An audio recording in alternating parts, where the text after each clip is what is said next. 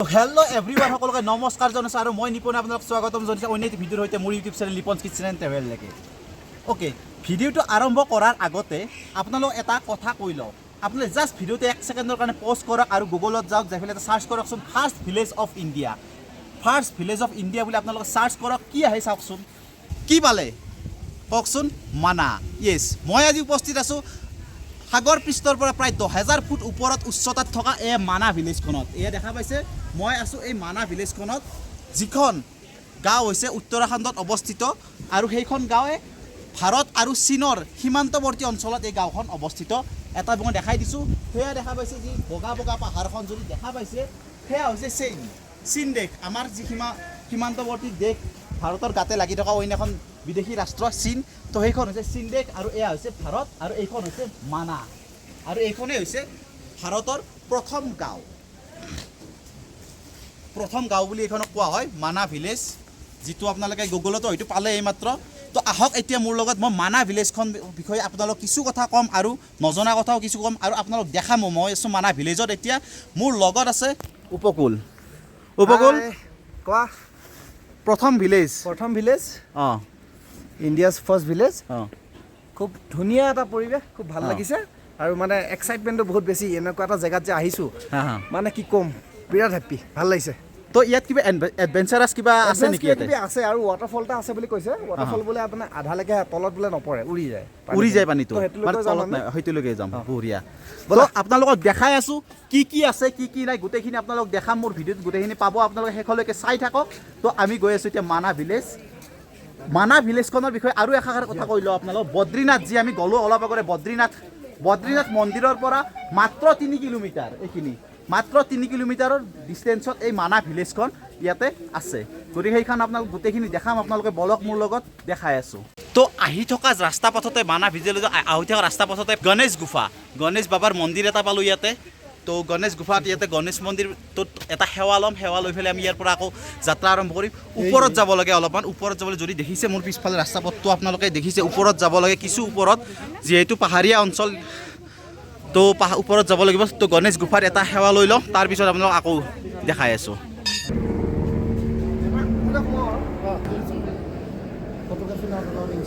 তো গাইজ, গণেশ গুফাৰ পৰা ওলাই আহিলোঁ আৰু গণেশ গুফাটো সঁচাকৈ খুব ধুনীয়া আছিলে। এটা মানে পাহাৰৰ এটা গুহা টাইপৰ আছিলে, পিছফালেদি সোমাই ওলাই আহিব লাগে। গণেশ বাবাৰ মন্দিৰ এটা আছিল, তাতে সেৱা লৈ ওলাই আহিলোঁ। কিন্তু এতিয়া আপোনালোক দেখাইছোঁ ভাৰত কি আখৰি চাই কি দোকান, আৰু এখন আছে ভাৰত কি পহলি প্ৰথম চাই কি দোকান।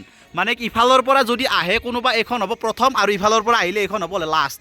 তো এই দুখন চাহৰ দোকান, তো দুখন মানে কি, এখনেই চাহৰ দোকান, মানে কি ভাৰত কি প্ৰথম চাই কি দোকান আৰু ভাৰত কি আখৰি চাই কি দোকান। তো চাহ একাপটো খাব লাগিব ন, প্ৰথম চাহৰ দোকান এখন আৰু শেষ চাহৰ দোকান এখন। চ' কি বনাইছে চাহৰ দোকানত কিনো আছে। তো भैया ये क्या चीज़ है? ब्रॉन्ज का जूस। क्या चीज़? ब्रॉन्ज का जूस। तो कितना रुपया ये जूस का? ये 20 रुपये। 20 रुपया। তো ঠিক আছে। তো ভাৰতৰ এই প্ৰথম চাহৰ দোকানত আহি চাহ খোৱা নাই, কিবা এটা জুচহে খালোঁ। এইটো এটা জুচ খাই চাওঁ বাৰু কেনে লাগে।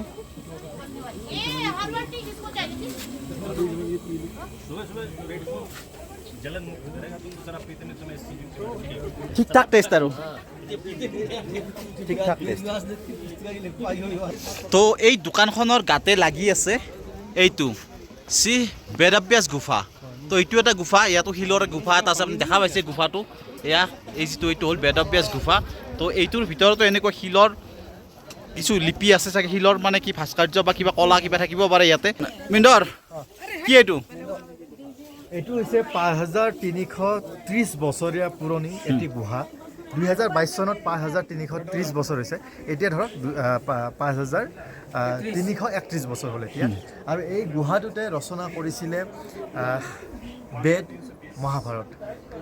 এই গুহাটোতে ৰচনা কৰিছিলে। গতিকে এনেকুৱা এটা পবিত্ৰ স্থানত উপস্থিত আছোঁ। গতিকে নিজকে সৌভাগ্যৱান উপস্থিত কৰি ভাবিছোঁ আৰু সকলোৰে বাবে এই ভিডিঅ'টি শ্বেয়াৰ কৰি দিছোঁ, যাতে সকলোৱে দেখা পায়। আচলতে হয় সকলোতো আহিব নোৱাৰে। আৰু সকলোকে ডাঙৰ কথা হ'ল ইয়াতে এইবিলাক কাউৰী আছে, অসংখ্য কাউৰী আছে। চাইনাৰ পৰা আহে, হয় নেকি? তো গাইজ, আপোনালোকে গম পালে যে এইটো গুহাতে, এই গুহাটোতে ৰচনা হৈছিল বেদ উপনিষদৰ নিচিনা একোখন ধৰ্মগ্ৰন্থ, একোখন ইপিক বুলি যাক কোৱা হয়। তো এই গুহাটোতে ৰচনা হৈছিল সেইবোৰ আৰু যিটো গুহা 5330 বছৰীয়া পুৰণি, এয়া দেখা পাইছে 5330 ইয়াৰ্ছ অল্ড ইন 2022 চনলৈকে, অৰ্থাৎ 2023 চন যিহেতু এতিয়া 5331 বছৰ পুৰণি হ'ল এতিয়া। তো গুহাটোৰ ভিতৰত ফটোগ্ৰাফী ভিডিঅ'গ্ৰাফী এলাও নাই, গতিকে ইয়াৰ পৰা আপোনালোক দেখাইছোঁ আৰু ওলাই আহি কৈ আছোঁ আপোনালোকক কি আছে ভিতৰত, সেইখিনি অকণমান কিছু কম। তো চাই থাকক। তো ব্যাস মন্দিৰ যিটো আছিল ব্যাস কোঠা, তাৰ পৰা ওলাই আহিলোঁ, কিন্তু সঁচাকৈ ওলাই আহি আচৰিত হৈ গ'ল, আচৰিত মানে সাংঘাতিক আচৰিত হ'লোঁ। এই মন্দিৰটোৰ ভিতৰতে সৃষ্টি হৈছিল 4খন বেদ, ৰামায়ণ, মহাভাৰত, 108খন উপনিষদকে আদি কৰি যিমানবিলাক আমাৰ হিন্দু ধৰ্মৰ ধৰ্মগ্ৰন্থ আছে সকলোবিলাকৰ লিখিবদ্ধ হৈছিল এই গুহাটোৰ ভিতৰত। ব্যাসদেৱে এই গুহাটোৰ ভিতৰতে মহাভাৰতৰ সৃষ্টি কৰিছিল, মহাভাৰতৰ নিচিনা এখন ইপিকৰ সৃষ্টি হৈছিল এই গুহাটোৰ ভিতৰৰ পৰাই। ইয়াতে ব্যাসদেৱে এই গুহাটোৰ ভিতৰতে কৈ গৈছিল সেই কথাখিনি।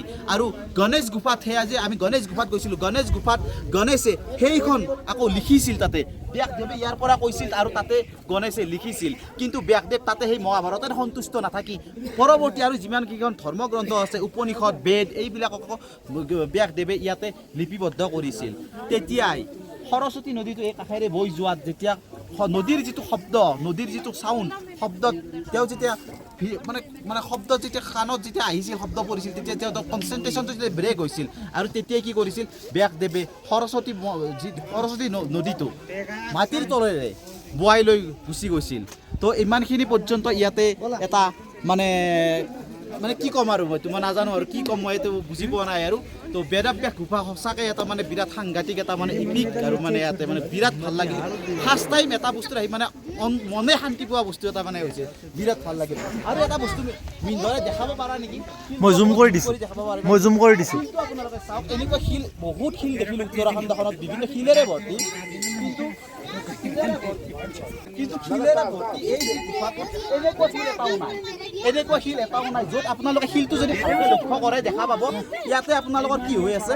এই যে আগৰ দিনত যিবিলাক আপোনাৰ ঋষিমুনিবিলাকে যে লিখিছিল, শিলালিপিবিলাকত যে লিখিছিল, চিয়াহীতে লিখিছিল যে, তেনেকুৱা এটা বস্তু আপোনালোকে দেখা পাব তাতে।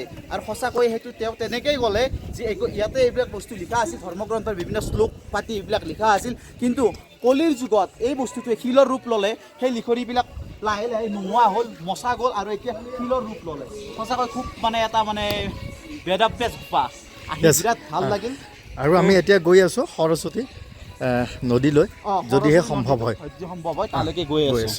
তো বলক। তো দেখিছে আপোনালোকে আমি গৈ আছোঁ সৰস্বতী, সেই সৰস্বতী নদীৰ সন্ধানত। ক'তনো আছে ব্যাসদেৱেনো কোনপিনে বোৱাই নিলে সৰস্বতী নদীটো, তো সেইটো চাবলৈ গৈ আছোঁ এতিয়া। চাওকচোন কিমান তলত যাব লগা হৈছে আৰু কিমানখিনি কি বাকী আছে, ইফালে বহুত দূৰলৈকে কিবা কিবি আছে ইয়াতে। তো গৈ আছোঁ, বলকচোন। এয়া চাওক, এইটোৱে সেইটো মন্দিৰ য'ত তেওঁ যে কৈছিলে পুৰোহিতজনে, মই যে কৈছিলোঁ কোৱা বুলি যে সৰস্বতীৰ মূৰ্তি নদীটো তলেৰে বোৱাই নিছিলে। তো এইটো ইয়াতে মন্দিৰ আৰু এইটোৱে হৈছে সৰস্বতী মাতাৰ মন্দিৰ। এয়া চাওক তলেৰে বোৱাই নিছে, এইয়া চাওক, মই দেখাইছোঁ আপোনালোকক। এয়া চাওক,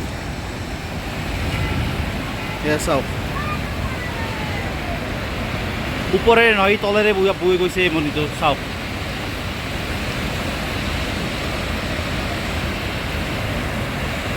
কি এক সুন্দৰ পৰিৱেশ। আৰু তাৰ ওচৰতে আছে এই মন্দিৰটো, এইটোৱে হৈছে সৰস্বতী মাৰ মন্দিৰ। আৰু তাৰ তলতে মাৰ মন্দিৰৰ তলতে আছে এইটো সৰস্বতী নদীটো, যিটো অলপ দূৰ গৈয়ে অলকানন্দা নদীৰ লগত মিক্স হৈ গৈছে, মিলি গৈছে এইটো।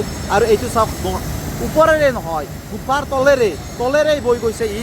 কাৰণ কিয় ব্যাসদেৱে ইয়াক লিখাত অসুবিধা হোৱাৰ কাৰণে তলেৰে বৈ যাবৰ কাৰণে কৈছিল, বোৱাই লৈ গৈছিল, আৰু সেইকাৰণে ই তলেৰে বৈ গৈ আছে এতিয়া।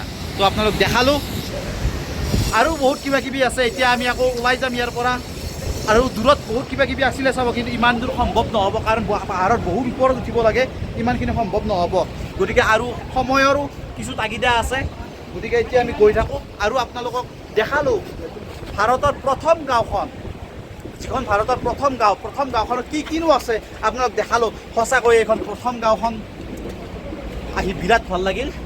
আৰু এই যিখন গাঁও, এই গাঁওখনত যিবিলাক বদ্ৰীনাথৰ যিখিনি এই মানা গাঁওখন সঁচাকৈ এক মানে কি বুলি কওঁ আৰু মানে ঐতিহ্যপূৰ্ণ বুলিয়ে ক'ব লাগিব আৰু কি ক'ম আৰু শব্দ নাই এনেকুৱা যিটো মানে ভাষাৰে মই বুজাব পাৰোঁ তো বহুত ভাল লাগিল আহি তো এতিয়া আৰু দেৰি নকৰোঁ গৈ থাকোঁ সিফালে বহুত কিবা কিবি আছিলে দেখা পাইছে আপোনালোক কিন্তু তালৈ নাযাওঁ আৰু যোৱা নহ'ব এতিয়া দেখা পাইছে আৰু নাযাওঁ কাৰণ কিয় ইমান নাই আৰু বহুত যাব লাগিব আৰু এতিয়া ওপৰতো মই বহুত উঠিব লাগিব ঠিক আছে এইটো ভিডিঅ' ইমানতে সমাপ্ত কৰিলোঁ থেংক ইউ